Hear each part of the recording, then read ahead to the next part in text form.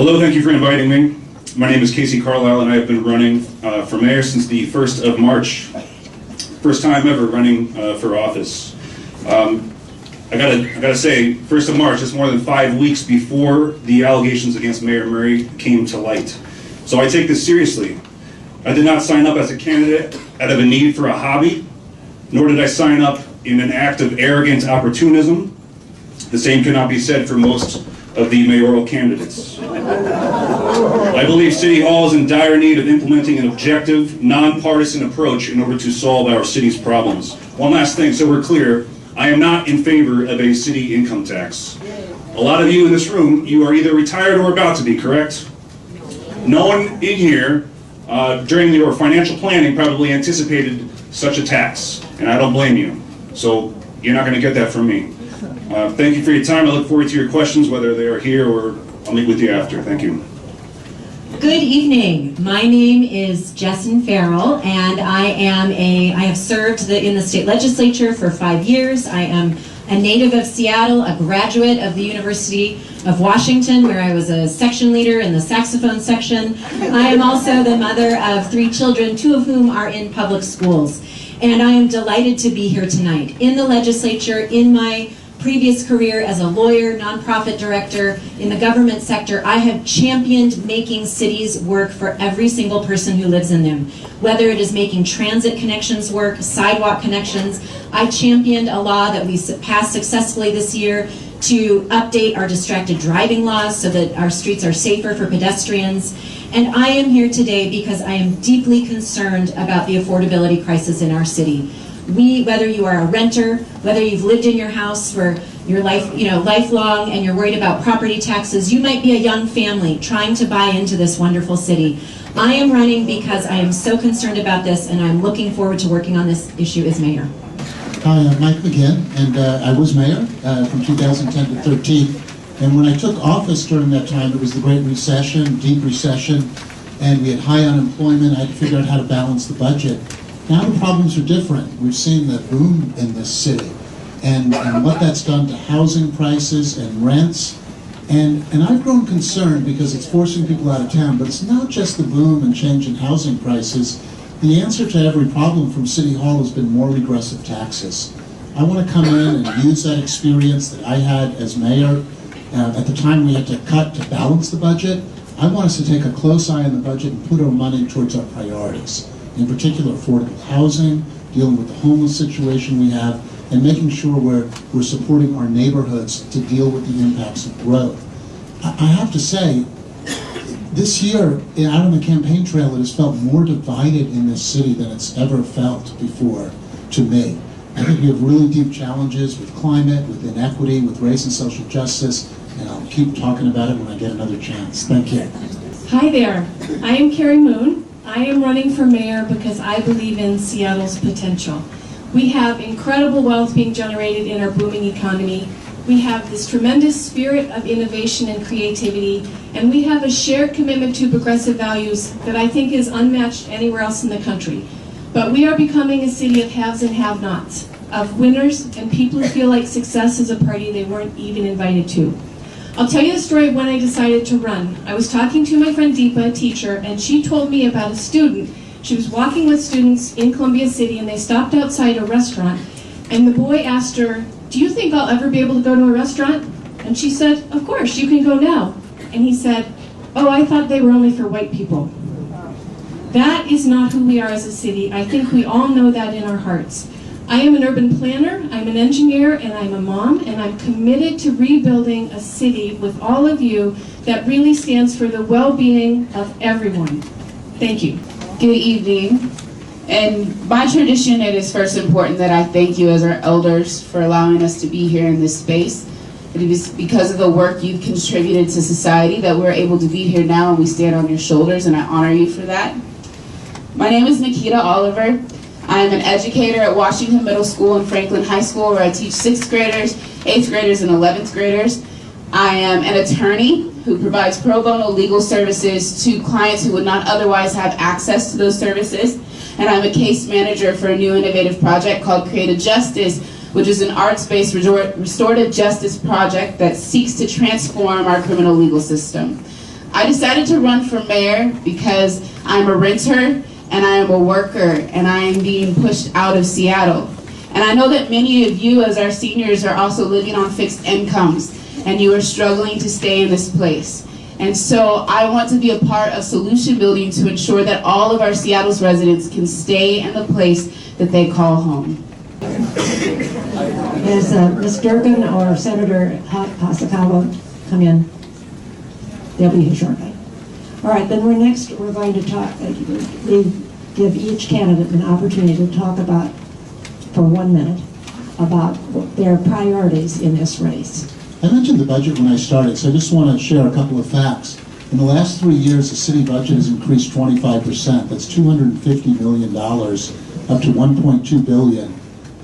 The mayor's office budget itself has gone up by 80%.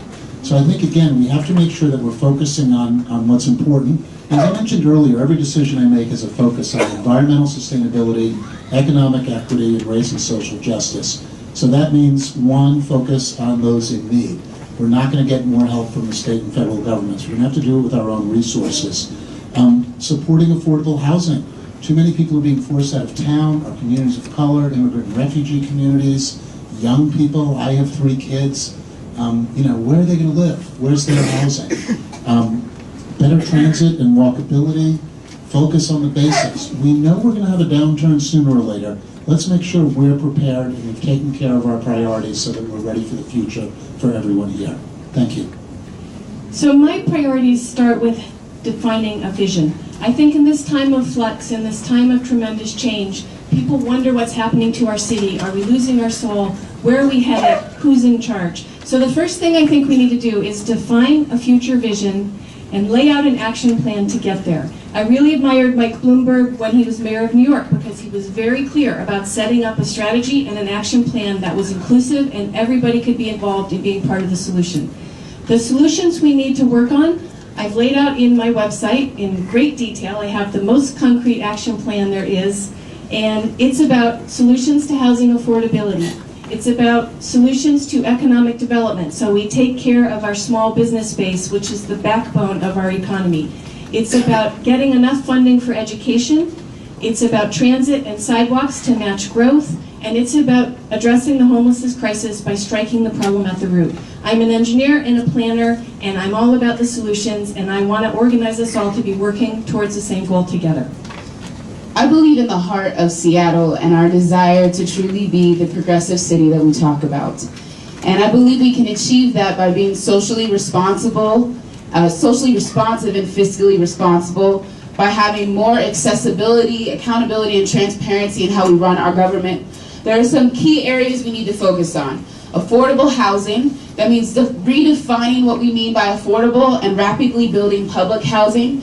We need to address the homelessness crisis, which is interconnected with affordable housing, and we need to be willing to move resources to make sure that we do more than simply resource encampments, but we actually build housing now, get people housed right now. We need to address the education deficit we're facing. $74 million missing in Seattle public schools means that there's a whole generation of children that will miss the educational opportunities that they deserve. And if we're going to address the growing income inequality gap in the city that is highly racialized, young people need access to housing and educational opportunities. I'm going to interrupt the flow now because we have 2 more candidates who have arrived, and ask Jenny Durkin and then followed by Senator Hasakawa to give their opening statements about why they're running for mayor in 1 minute. Thank you very much, and I apologize for being late. Senator Hasakawa and I had to be in this other forum. It's great to be back at Horizon House. I see some familiar faces. My mom lived here in her final years, and I'm running for mayor because I love this city. My mom was born and raised here. I was born and raised here, and I raised my 2 sons here. I'm running because I want to have a city that my sons can grow up and their kids can grow up in. And I think we are at a critical crossroads right now in this city, where we have had the blessing of good economic growth, but with it has come some real problems. And among those is, what we've heard here tonight is, it's harder for people to live in Seattle. It's almost impossible to find a house to rent or buy. Wages disparity is very high, and we have a huge homeless problem. Is that my 15 seconds? Thank you. A huge homeless problem. I think we can fix these things because I know the spirit of the people of Seattle. We have always rolled up our sleeves, and we're going to do it again. Thank you very much. Hi, I'm Bob Hasagawa, Senator for the 11th Legislative District, and I appreciate, well, I should apologize actually for being late. I just got the 37th Legislative District Democrats endorsement just now, about a half an hour ago. I am running to be your next mayor because I feel like I have the experience, but I also have the philosophical grounding. My track record in Olympia has shown that I have stood up for those disadvantaged communities, especially the south end of Seattle, communities of color and those living on fixed income. We are being priced out of our government, but there's a real cynicism within our government that money is making all of our decisions. The people at the top are making decisions that are impacting all of us at the ground level, and we feel like we have no say in it. My history shows that I've been able to change how organizations work, including the Teamsters Union, where I come from, to create a bottom-up system, which is what I want to do with city government, to bring it back to the people. I would appreciate your support. Thank you. All right, now we're going to go back to the regular procedure. And for the two who just came in, we're asking each person for 1 minute to say what their priorities are.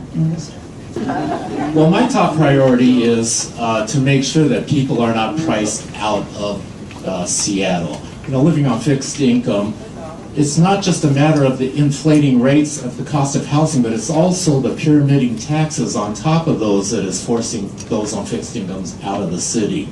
I know because the city of Seattle has been transferring a lot of its basic general fund obligations into excess property tax levies and sales tax increases. We can't afford to keep going back to the same regressive well just to do the good things that we really should be doing, because we're all good-hearted people. We want to fund those, but we're pricing ourselves out. My financial solution is to create a publicly owned municipal bank for the city of Seattle. Then we keep control of our tax revenues and drastically increase our financing capacity to build public housing. Nobody's really talking about public housing. That's how we can elevate the number of available units so that the supply doesn't so far outstrip the demand. Thank you. My vision for our city is one where we are able to build on the things that we love, the unmatched natural beauty, the humming economy, and work together to find solutions to the deep challenges that we face. And so what this means are that my priorities are, number one, a transportation system that works for all of us, regardless of our age or ability. Number two, affordability, where no neighborhood is left off the hook, and that we're all in it together with a plan to solve this issue. Thirdly, homelessness. Everyone deserves a home over their heads, and we need to approach this issue with a deep sense of urgency. Climate. As mayor, I would stand up and work with other mayors to make climate change an issue. As a mother, this is something I care deeply about. Education. We need City Hall to be a partner with our public schools. And again, as a public school parent, this is something that I would focus on. Finally, it is important to me that we Trump-proof our city. We know that there are going to be major impacts of this current administration, and we need to be proactive around looking for what those solutions are. I was fortunate enough to serve under President Obama as a U.S. attorney, and I know how hard it is to manage an office. And my first priority as mayor is take care of the basics. Make sure that we fill our potholes, that we do the basic services of public safety, fire, and the like. That's what the tax dollars go through first. And in with that, we also have to look at how are our tax dollars being spent? What have we collected? Is it being used wisely? We're very generous in Seattle. We tax ourselves for the things we care about.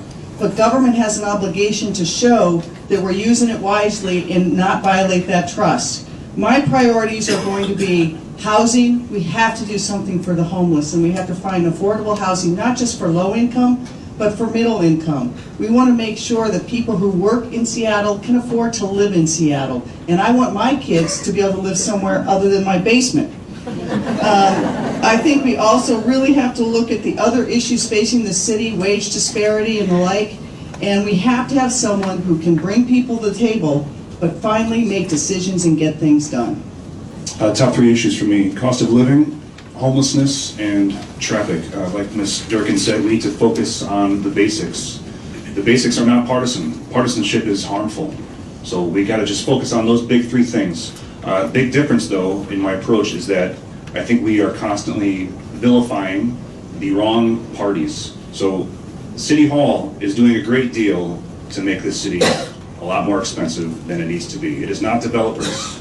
Developers are building homes. We are the fastest growing large city in the country. We need to have a place for them to live, do we not? So when the city controls where economic development is allowed, it's a delusional hope. You cannot control growth. You got to just let it happen. The best way to make housing more affordable is to build more housing. And like Ms. Oliver said, interconnected. I mean, homelessness, housing, traffic, they're all related. And I truly believe the City Hall is exacerbating these problems. What is your plan for alleviating homelessness? And how does it differ from the plans of other candidates? So I believe that we need to address this issue with a deep urgency. And there are short-term solutions and there are long-term solutions. In the very short term, we need to come together as a community to make sure that people have safe places to sleep at night. And to me, that does mean having sanctioned encampments, not necessarily in our parks or on the Burke-Gilman Trail, but places where people can get access to services, safety, sanitation, mental health services. We need tiny homes. Again, not a long-term solution, but a place where people can be safe and have a place to store their things. Finally, we have a crisis in shelter beds. And I am proud that I have regional support from Mayor Strickland in Tacoma, from Claudia Balducci, who was the former mayor of Bellevue. And we need to work together with our partners in other cities to open up more shelter beds, because the homelessness crisis is not just in Seattle. It is a regional issue, and we need to work together. Like many people here, I think that the homeless crisis is one of the things that defines who we are as a city. Three things that I would do is, number one, we have to know that people are on the street for different reasons. The homeless community is not monolithic, and we have to address the reasons that bring each of the different populations to the street. So for example, we have a very high population of people living in vehicles, particularly people with children. I would devote resources immediately to those people with children so we can get the kids in a stable environment and stable schools. We know that when kids have to switch schools, it sets them back. So we have an obligation to those kids in the future to make sure we get them settled. Number two, I would make sure we get more addiction and mental health training delivered to the people who need it.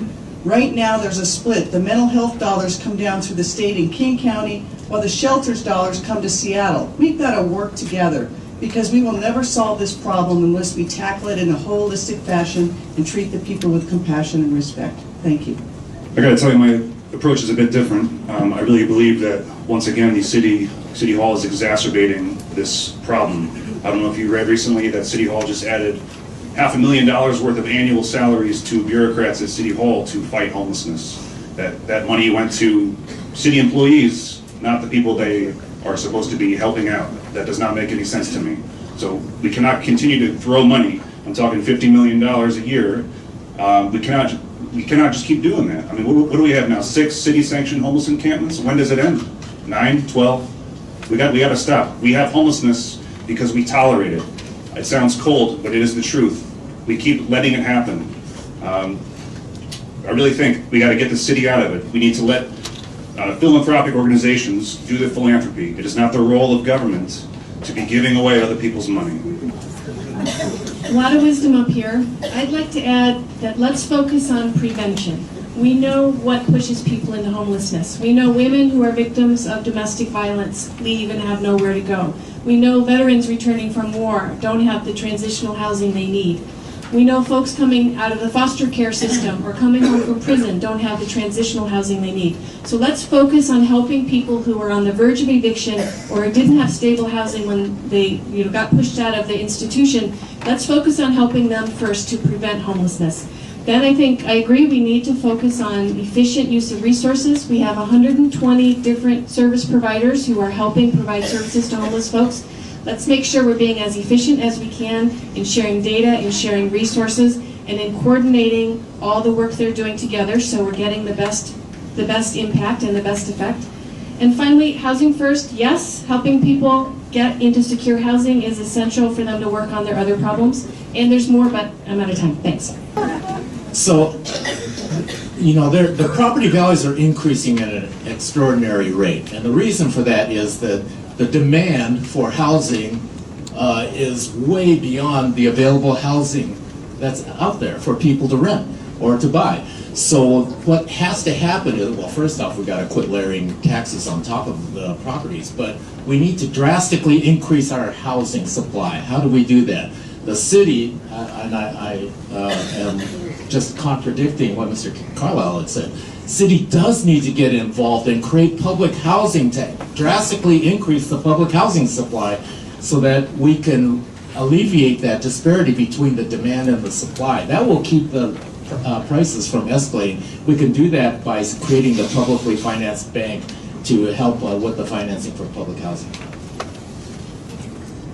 So what makes me different? I am a case manager and a frontline service provider working in schools where there are 3,000 young people in our school district that are without homes, 11,000 citywide. There was a survey that just happened where 90% of people surveyed said that if affordable, safe housing was provided to them, they would take it. The problem is we simply do not have enough housing or enough shelters.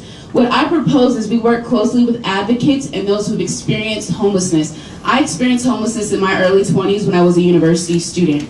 I know firsthand the sorts of services that would actually help people get off the street. It's ensuring there's affordable housing, 24/7 storage, wraparound services, and transitional housing. Not everyone who needs to get off the streets is going to get off in the time that we think they should. And we also need to start addressing addiction as a mental health crisis. It is a public health epidemic, and we need to respond with medical responses that help people deal with addiction in a humane way. The unsheltered people on our streets are human beings. I think in listening to all the answers, that one of the things that should come through is complexity. There are different reasons people come into homelessness, and there are different strategies for getting them out, and there's not obviously a one-size-fits-all answer to this. I would say that there's issues are both of the short-term need, getting people with a place with a roof over their head, and a long-term need. And I also want to submit to you that this is an issue of scale and management as well, and I do think that's a difference.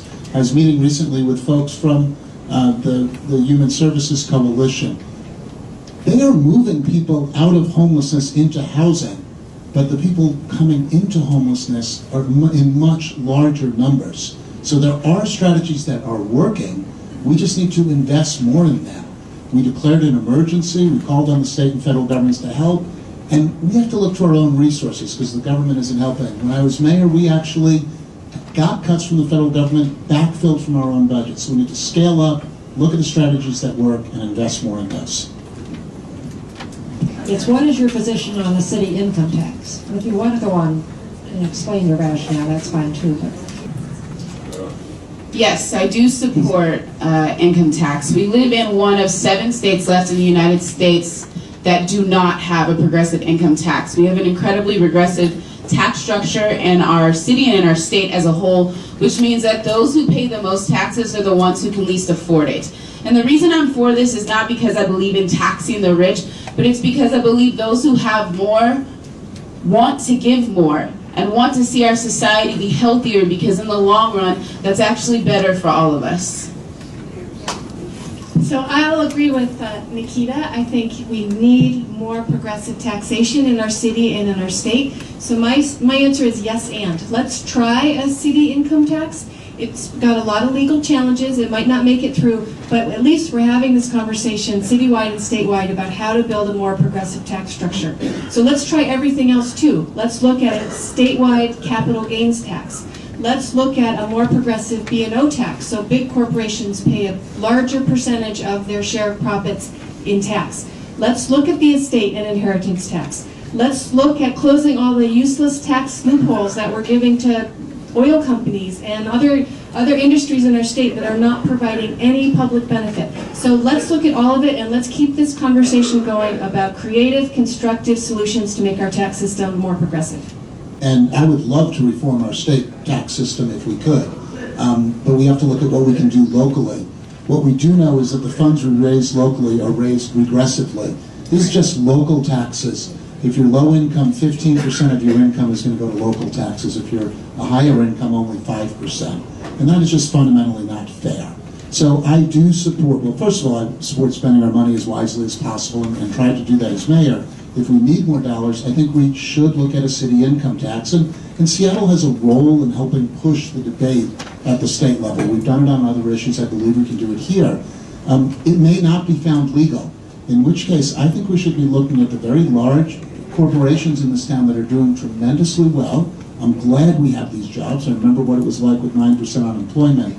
But that growth is what's feeding a lot of the impacts we're seeing of rising housing prices, traffic, the need for transit. So let's look to the big successful corporations here to help us pay for dealing with the impacts of growth. We can do that under the current legal structure. I support income tax. I campaigned on it every year since 2004 when I first got elected to the state legislature. But make no mistake, it's not just about a personal income tax, graduated personal income tax, a progressive tax. We need to talk about comprehensive progressive tax reform. Small businesses are taxed through the B&O, and I view the B&O as regressive on small businesses as a sales tax is on individuals. We should be shifting to a net income tax rather than the gross income, which B&O is. But you all built America. You're called America's greatest generation. What was the principle you operated under?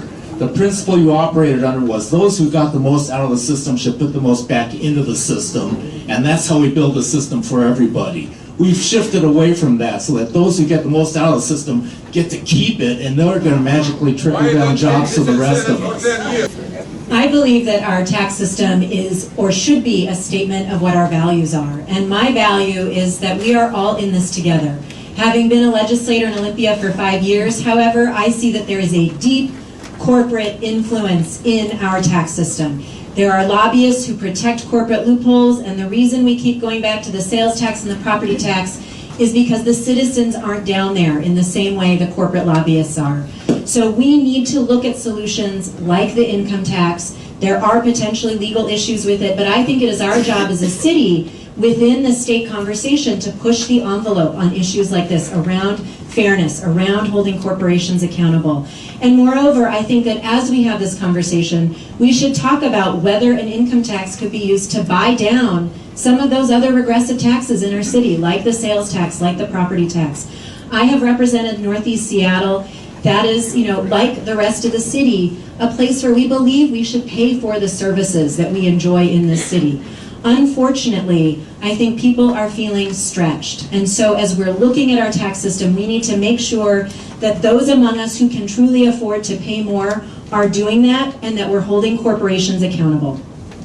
This has been an issue in this state for decades. Many of you here remember my father served in the state legislature, Martin Durkin, and he and Governor Evans sometimes disagreed on a lot. But they went around the state trying to get this changed and get a state income tax. It didn't work.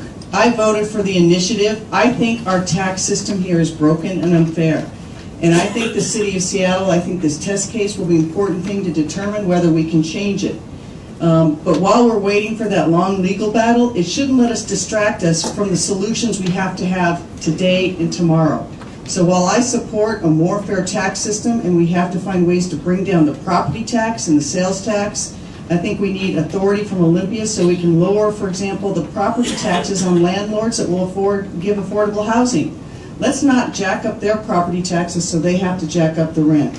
So we have to look across all the taxes to make sure small businesses can stay in place and that people who can do more, do more. Thank you. You've already heard my opinion about this. I'll tell you why. So it's a state issue. It is not a city issue. Like the income tax, rent control, also illegal. I am focusing on just Seattle here. All right. I am well aware that it's very regressive. I don't like it. It's very regressive. I get it. The way to make it less regressive is to lower the taxes, not add another one on top of it. So the other thing I was going to say is that to totally contradict someone that said earlier, If people want to give, then they will give. It's not if people want to give, they should give. We cannot legislate morality. There's nothing progressive about forcing people to do stuff. All right, I get it. We have a lot of compassionate, competent, wealthy people in this city. Forcing them to do something will do what? They'll just leave. They'll say, forget you. They'll leave. So what the business is, yes, we have a lot of successful corporations here. They will just leave, and so will the jobs. It is counterproductive. How would you address the issue of traffic congestion? So we have a basic geometry problem in the city, which is we've been adding tens of thousands of jobs, and we really can't make our streets any bigger. And we're behind on transit. I mean, ultimately what we have to do is give people more choices about how to get around. Already today at the rush hour, and I don't have the exact numbers, but far more people at rush hour come into downtown, via transit or walking and biking combined, or carpools or van pools than arrive by single occupancy vehicles. And it is a mess out there. There's no question about it if you want to drive around the city. But unless you can't widen all the streets in a city at this point. Even if you did, it wouldn't fix the issue. So we're in a very difficult transition period. If we'd invested in transit a long time ago, we'd be better off, but we're just going to have to push as hard as we can to use our streets more efficiently to get people around. Yes, we need more transit. We need more investment in walking so that people who choose to walk have safe routes and good crosswalks and great intersections that they feel secure in. We need a protected bike lane, because the more bike lanes are protected and continuous, the more people use them, the more visible bikes become, and the more safe it becomes to bike. If you've ever been to Amsterdam or Copenhagen, you've seen great examples of that. We need to keep investing in transit for the folks who don't live on light rail or don't live on a bus rapid transit line, because that's been a big problem here. It's called the last mile challenge, where folks would like to use transit, but they don't have adequate service to their house. So we need to focus on progressive taxation, big picture, long term, and use that money to invest in more additional transit service in the city of Seattle, especially for the neighborhoods not well served. Because transit, housing affordability, sustainability, quality of life, they're all part of the same challenge, and we need to look at them all together. So I believe we all can agree that we've inherited a pretty bad urban planning situation, including how we've looked at development and how transit has not moved in lockstep with that. I think about all the single driver cars. I think about the lack of public transportation access in places where people most need it. And I'm thinking about how do we actually get revenue to improve our public transit system. And one way I think we could do this is we have tons of corporations that have moved into our city who have helped this development skyrocket, who we need to ask them to be more civically engaged, to build partnerships with them that incentivize their workers using public transit. And there are numerous ways that we can do this. We could look at the tax structures that we have. We can look at tax breaks. We can look at providing passes with corporations. And this isn't just about transit, but it's also about our environment. Seattle is next to water. And we know that with climate change, in 50 years, more parts of Seattle will actually be underwater. And we have to change that. So the obvious answer to me is build out the transit system. Make it dependable, frequent, reliable, so that you're not waiting out there forever for a bus. There's a city, I can't remember which city it was, but they experimented with free transit. And we could provide free transit, and that would drastically increase the ridership over what even Sound Transit is going to be providing. If you go to Whidbey Island, they have free transit out there. So we can make it work. Yes, there will be a cost to it, but as far as a traffic solution goes, we need to get more people into the buses. And the only way we're going to do that is to make sure that they're convenient, reliable, and accessible. So we need to put much more resources, view it as a regional problem as well, because let me tell you, these suburban cities view Seattle as this isolated little kingdom in here, and we're not coordinating anything. How many different bus systems do we have coming into Seattle? We've heard some great ideas about how to improve our transportation system around transit, around reducing carbon pollution, around equity. I'm the candidate in this race who has delivered on these issues. As Executive Director at Transportation Choices Coalition, we built the political will to add $25 billion into our transportation system across the state. As a legislator, I have worked to hold WashDOT accountable on the 520 project, on the Alaskan Way Viaduct rebuild. I fought for new transit funding through Sound Transit 3. At the executive level at Pierce Transit during the recession when we had to cut 30% of bus service, we made sure we did it in a way that was preserving it for the most vulnerable in our communities. We need a mayor who is actually going to be able to deliver on these ideas. We need a mayor who knows how to oversee big projects and save money, because when you save even $100,000, that money can go into potholes, that money can go into building sidewalks. And I am pleased that I have that experience and have been working on these issues for my career. First thing we got to do is make sure these billions of dollars we're going to spend on transit is well spent, so we bring it on time, on budget. We've all seen how these big projects can go out of control. Second, I think people are right. We need more and dependable bus service. And I don't think we can I don't think that the economics there to give everyone free bus service and transit, but we sure ought to make sure our kids have it, 18 and under, so they get used to using it. We have more Orca lift passes, so those people who can't afford it use transit. And I think the other thing we have to do is start encouraging more of the companies to have flex time and commuting time so that people can work from home. You've seen in other cities that have tried this, it takes lots of people off the roads if they can have virtual meetings and stay and telecommute. So I think we have to use all these tools because we are gridlocked right now and we're going to have more people arriving here, and so we need transit. And I think one thing that's really important is not to be cutting the transit dollars. There's been legislation pending in Olympia that would cut almost $2 billion from ST3. I don't think we can do that and move people through this city. There's no such thing as free. I want to get that out of the way. Secondly, right now, City Hall picks and chooses which neighborhoods are worthy of economic development and then leaves other neighborhoods out of it. I want to upzone the entire city. I want people to make their own decisions. Right now, City Hall is trampling over property rights. You should be able to do with your property whatever you choose to do with your property. Right now, we have business communities and we have sleeper communities. That is why we have traffic.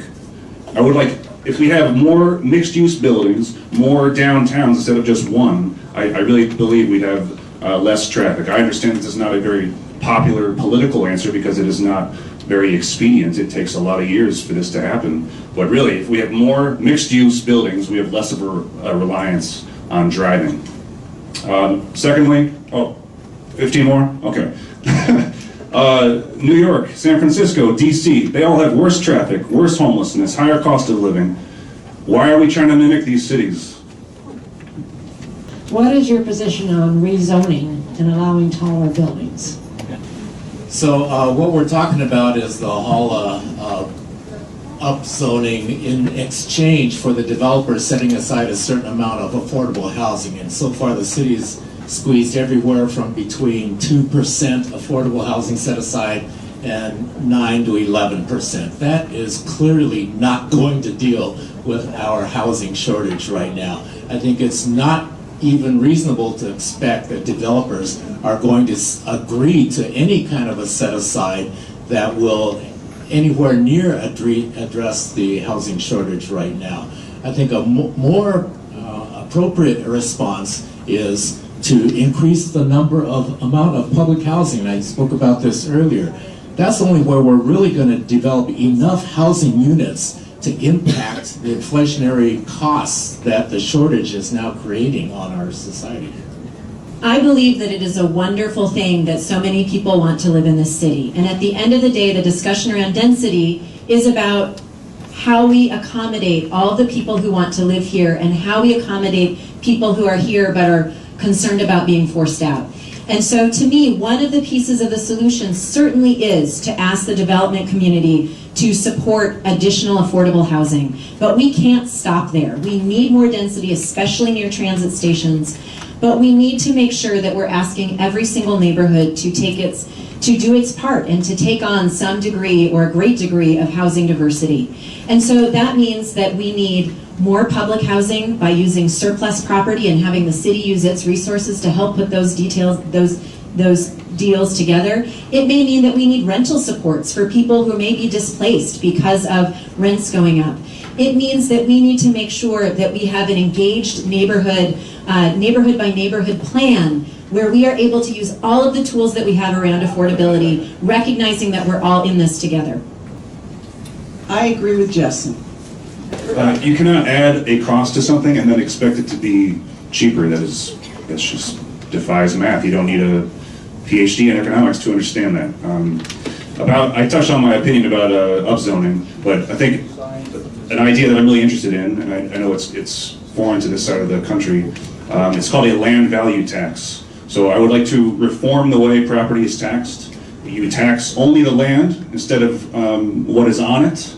That way, the luxury of having a standalone home is paid for. So if you have 1 acre and 1 house on it, and then you have right next to it 1 acre and say 40 apartments on it, I mean, if the property tax is the same, people that are sharing walls, as in you guys, it'll be cheaper. If you live in an apartment, it won't be as expensive. So right now, Pittsburgh is doing it to some extent. I'm really interested in it. The idea is not mine. It's over 100 years old. But I would like to see if that is at least feasible. So the upzones through HOLA and MHA are a response to not having enough affordable housing. And while I support strategic density, which means we do share it across our neighborhoods, we have to acknowledge that upzones are not a one-size-fits-every neighborhood response. And there are different types of zoning that we can use, including mother-in-laws.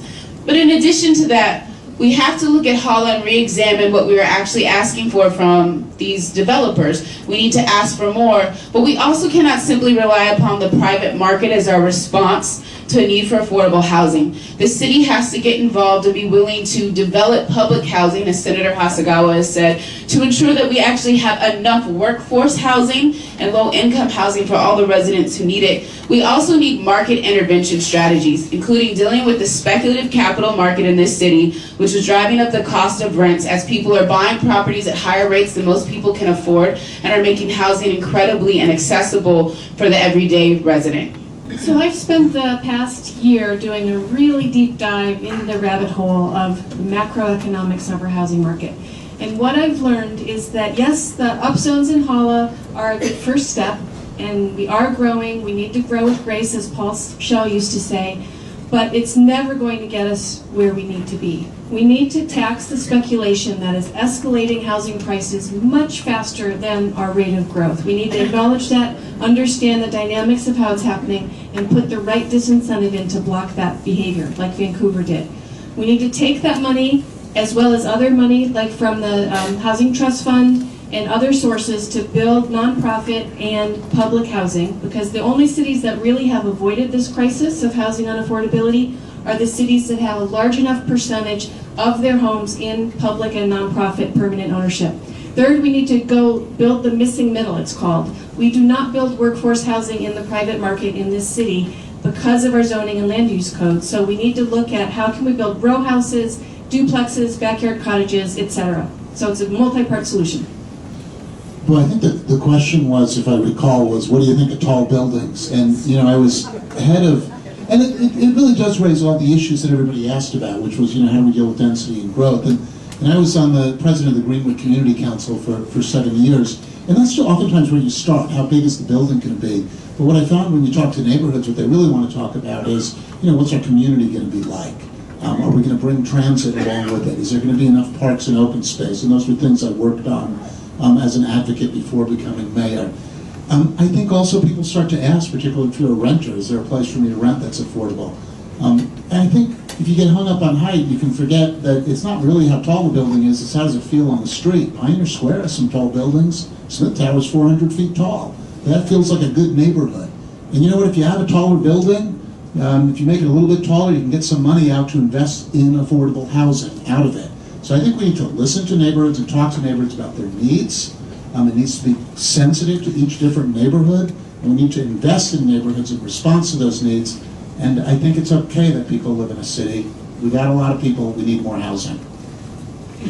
We're going to move now to the closing statements. Each of you has 1 minute to make a closing statement. First of all, thank you so much for your time, the opportunity to be here in your home and in your space. Why should you vote for me? I am young. I'm an attorney, I'm an educator, and I live and love and work in this community. I am running for office here in Seattle because I believe we need a drastic change in the way that we do things. We're in an affordability crisis. We need livable wages. We have to address the homelessness, and our education system is struggling. We need to ensure that we live in a city that not only talks about itself as progressive, but actually shows what progress looks like in a real and meaningful way. And I know that I have the principles and the integrity, the work ethic, but also the body of work to deliver the things that I am telling you I will deliver, which are affordable housing, an effective response to homelessness. I will strengthen our education system, and I will ensure that we have a systems transformation that integrates our systems to make sure that they effectively serve all of our residents. Thank you for being here. Thank you for this excellent conversation around the future of our city. One thing that I'm really proud of that Mayor Ed Murray did was declare our city a sanctuary city and stand up for the rights of all people. All people are welcome here. All people belong here. I would like to make that even more real. I think if we want to live those values, we need to make sure our city is affordable to everybody. We need to make sure that all of our neighbors understand how to take care of folks in time of need, under threat. When the ICE agents come, we all need to know what to do to help. I feel like we can be the progressive beacon, the North Star vision of a truly progressive city that cares for the well-being of everyone, where everyone's welcome, where we all feel we belong, where we're committed to shared prosperity and sustainability. That's the North Star vision I want to define together with you, with a concrete action plan to get there, so we all know how to work towards the future we all want for Seattle. Thanks. Thank you. My wife and I moved here a long time ago, and I do believe it is the greatest place to live. We have 3 kids. I was really active with the Sierra Club and volunteering, and my wife says that she thought I got a lot more serious about it after we had our first kid, and I think she was right about that. One of the reasons I like being at these forums is I feel like the folks in this room take the long view, and there's something about having kids that makes you take the long view. I got involved in politics because I felt that we weren't responding with urgency to climate change. And as a neighborhood person, I didn't think City Hall listened enough to people in neighborhoods. And when I got into office, I learned that low-income workers felt the same way. Representatives from communities of color, immigrant refugee communities, felt like they weren't being heard in City Hall. Young people weren't being heard. And I want to take that experience of working across the city, plus the experience of being in government, balancing budgets, and running agencies. Trust me, there's a learning curve. You all got to witness it. I learned a lot. I want to take the experience and put it back to work for you in these very troubled times. Thank you. So I'm Bob Hasagawa here asking for your support, but more than that, your faith in our democracy, that we can prove that when the people unite, we can still defeat money in politics. I'm a sitting senator, and as a sitting senator, I'm barred from raising campaign contributions. So you know I'm not going to be beholden to any kind of special interest. But the people so far have shown their faith in our campaign, that we can actually do this. This is a grassroots organizing campaign. I've got the endorsement of the 37th district tonight. We shared an endorsement in the 46th district earlier. I've got an endorsement out of the 32nd district. I'm going to be competing with other legislative districts. We can do this. People can take our democracy back. I've got a strong track record. Please look at bobhasagawa.com to see all my issues built out, and I ask for your support. Thank you. Thank you so much for being here with us, for asking us such good questions. Thank you to all of the candidates for being here. I am delighted to be here to ask for your support. And as someone who has been a politician for 5 years, a mother, an attorney, I do believe that experience matters, and that as we are struggling with these issues around how we are going to achieve affordability throughout our city, how we're going to make a transportation system that works for people, how we're going to house the most vulnerable in our community, I ask you to look at my track record on these issues. As a legislator, I have delivered the strongest public disclosure requirements on oil companies through a Republican Senate. I have passed legislation that increases protections for pregnant workers. When it has mattered, when it has been time to take a stand, I have taken the stand for working families, for kids, and for the most vulnerable. My name is Jessin Farrell, and I would be so delighted and privileged to have your support. Hi, I'm Jenny Durkin. I also want to thank you all for being here, and I'd very much like your support. I think you've seen that most of us recognize we have the same problems facing the city. When President Obama ran for office, he talked about the fierce sense of urgency. In all my life in Seattle, I've never seen a more important election for the city of Mayoral than this one.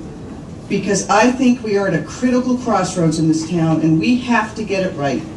Not only are we not going to get the answers from the other Washington, they're going to try to get in our way. I know how to stop him. I've run an office, I've run a budget, I know where those levers are and can get things done. I did police reform in this city, I've done other top hard things. I think, but I can only do it if everyone in this room is committed to supporting the city and moving forward. We have some very tough issues, but I sat in meetings with the U.S. Attorney from Newark, the U.S. Attorney from Chicago, the U.S. Attorney from Detroit. Their problems were worse in many ways. We've got blessings, now we've got to figure out the solutions. Thank you. Thank you, first of all. I gotta say, many of my opponents suggest ideas that will help some, but yet at others' expense. And in my opinion, there is nothing progressive about force. There is nothing progressive about forcing one's values on others. I do not pretend to know what is best for you. You know what's best for you, and I want to leave you to it. I don't want to vilify anyone or any business, and as long as you aren't stealing or harming anyone else, I don't care what you do, nor should I. It is your life, not mine. I am the only candidate who wants to live and let live. And I believe many in the audience have not forgotten that sentiment. Partisanship is harmful, and that is why I'm asking for your support. I want City Hall to focus on the basics. That's it, public safety, water, electricity, and roads. It is well past time that City Hall serves the public instead of the other way around. Thanks again.